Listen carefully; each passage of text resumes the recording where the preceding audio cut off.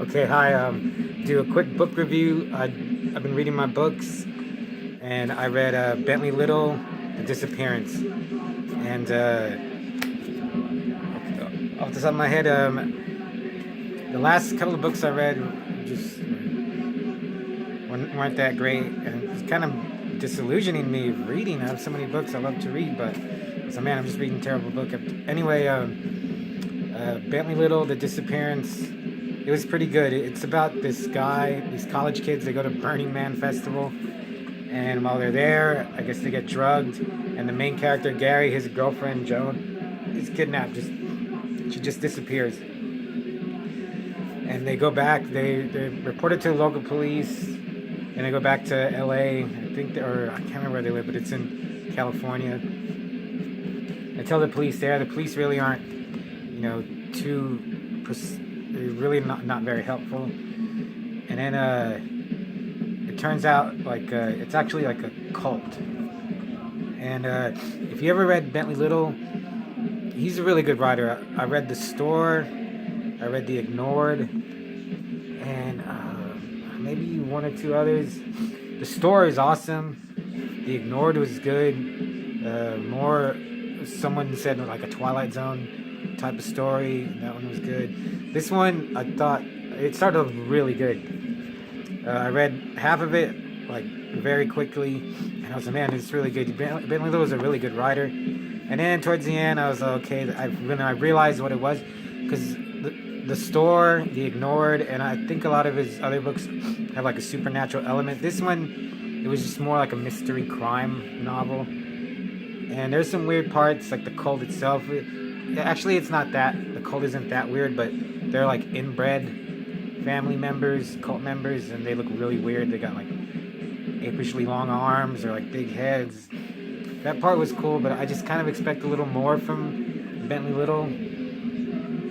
Actually, I read a review on Amazon that just pretty much summed up what I thought about it. You just kind of expect a little more, and then when you find out what it is, you're like, okay, it's just a cult. So, well, it was better than the last three books I've read. I can't like wholeheartedly say, go out and buy it or check it out from your library. If you are a Bentley Little like hardcore fan, then definitely I would say read it. I would think you would like it. I mean, I want to read everything from layman, so I read The Lake and that wasn't that good, but I'm still glad I read it. So if you're a really big fan of Bentley Little, I would say definitely check it out. It was like 400 pages. It was written in 2009. Let's see, 2010, and he's got some pretty good characterization, more than the other books I read. He's just a good writer. He knows how to like keep you reading. Actually, I heard that two of his other books, he's written a lot of books. Let's see, like just look at that. I hear his book, The Mailman and The Handyman, are really good. So I would like to read those. The store, like I said, already said, The Store was great.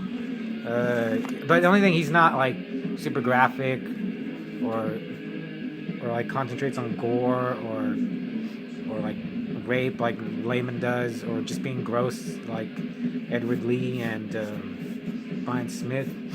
Like I said, I like really gory, nasty, disgusting stuff. And those books had it, but it wasn't any good. This was way better, and there's a couple of murders. He doesn't describe them in graphic detail, but they're actually more shocking than, descriptions of guts and piles of dead bodies and rape and stuff. It's all just if you're a good writer or not, and Bentley Little is a really good writer. So I suggest checking him out if you like to read, if you like King, Coons, Layman, Brian Keene.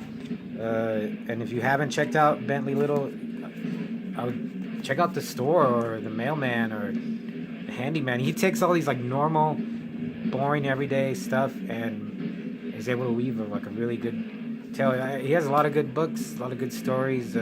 Should make some movies of his stuff.